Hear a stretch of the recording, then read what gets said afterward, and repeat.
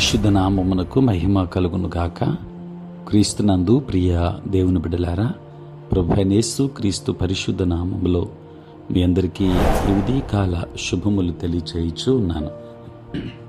ఈ దినమంతయు మీకు మీ కుటుంబానికి దీవెనకరముగాను ఆశీర్వాదకరముగాను దేవుడు అనుగ్రహించాలని మీ కొరకై ప్రార్థిస్తూ ఉన్నాను. నేటి దినము కొరకు ఏర్పాటు చేయబడిన దేవుని వాక్యము కీర్తనల గ్రంథం 38వ సంకీర్తన 1వ వచనం. యెహోవా, కోపోద్రేకము చేత నన్ను గద్దింపకుము, నీ ఉగ్రత చేత నన్ను శిక్షింపకుము. ప్రియులారా, నేటి దినము కొరకు ఏర్పాటు చేయబడిన ధ్యానాంశము పాపాన్ని వ్యతిరేకించడం నేర్చుకో. ప్రియులారా, పాపం చేయడంలో ఒక సుఖం ఉందనే విషయాన్ని ఎవరూ కాదనరు. పాపములో సుఖం లేకపోతే ఎవరు శోధనలో పడిపోరు. అయితే పాపపు సుఖం గూర్చి పరిశుద్ధ గ్రంథం మాట్లాడుతూ దానిని విత్తనాల కాలం అని పేర్కొంటుంది.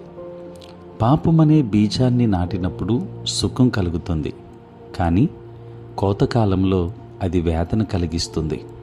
కనుకనే మనం పాపం చేసినప్పుడు మనం ఎలాంటి వేదనకు గురవుతామో చదువుకున్న వాక్య భాగం మనకు స్పష్టంగా వివరిస్తుంది. అందులో కీర్తనాకారుడు భక్తుడైన దావీదు స్పష్టంగా వివరించాడు. యెహోవా, కోపోద్రేకము చేత నన్ను గద్దింపకము, నీ ఉగ్రత చేత నన్ను శిక్షింపకము అని. ప్రియులారా, ఇంకా మాట్లాడుతూ దేవుని బాణాలు తనలో గట్టిగా నాటబడి ఉన్నాయని, ఆయన చెయ్యి తన మీద భారముగా ఉందని చెప్పాడు. తన ఎముకలలో స్వస్థత లేదని చెప్పాడు. తన దోషాలు తన తల మీద బరువుగా మోపబడి పాపమనే సముద్రములో ముంచబడ్డాయి అని చెప్పాడు. నా మూర్ఖత వలన కలిగిన నా గాయములు దుర్వాసన గలవై స్రవించుచున్నవి అని రాశాడు. అంత మాత్రమే కాదు, నేను శ్రమ చేత మిక్కిలి కృంగియున్నాను, దినమెల్లా దుఃఖాక్రాంతుడనే సంచరించుచున్నాను అని 5-6 వచనాలలో మనం చూస్తున్నాం. ప్రియులారా, ఈ వివరణను దేవుడు బైబిల్లో ఎందుకుంచాడు?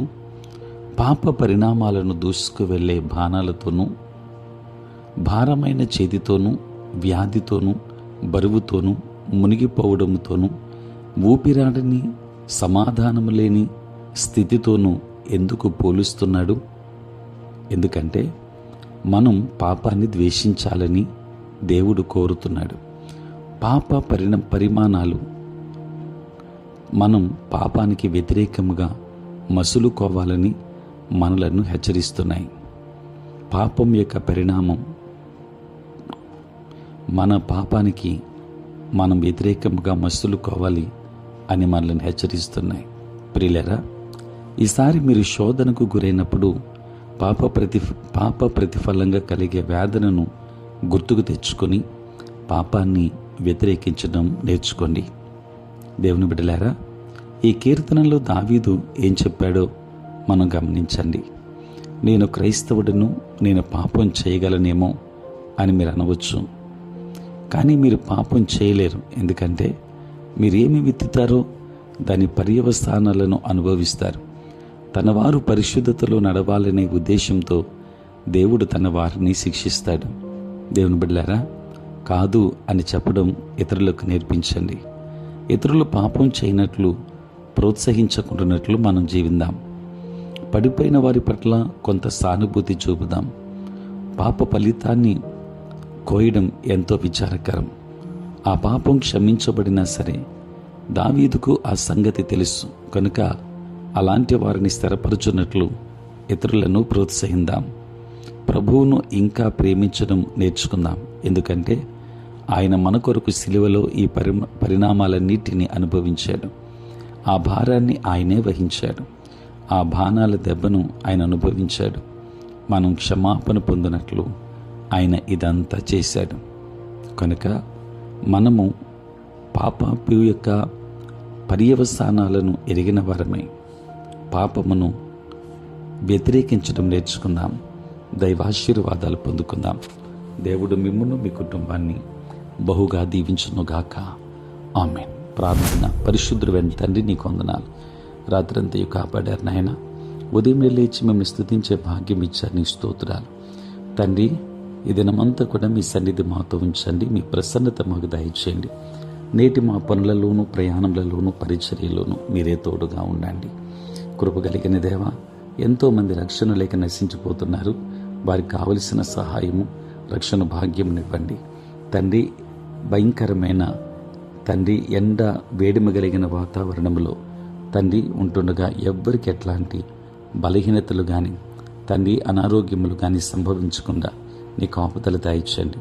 ఉద్యోగస్తులు, వ్యాపారస్తులు, కష్టపడి పని చేసుకుంటున్న బిడ్డలందరినీ దీవించండి నాయన.